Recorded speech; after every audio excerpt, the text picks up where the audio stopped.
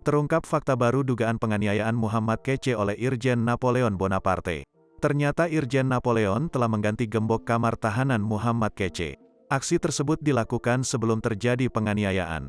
Fakta baru tersebut diungkap oleh Direktur Tindak Pidana Umum Bareskrim Polri Brigjen Andi Rian Jayadi. Hal ini berdasarkan hasil pemeriksaan sementara yang dilakukan oleh Bareskrim Polri.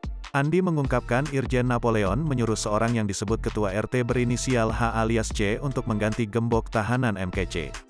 Hal inilah yang menjadi alasan Jenderal Bintang 2 itu bisa mengakses secara bebas kamar tahanan MKC di Rutan Bareskrim. Namun, dia tidak menjelaskan lebih lanjut ihwal identitas Ketua RT tersebut. Siapa Ketua RT yang dimaksud? Yang jelas, Andi bilang, Ketua RT itu masih merupakan napi yang mendekam di Rutan Bareskrim Polri.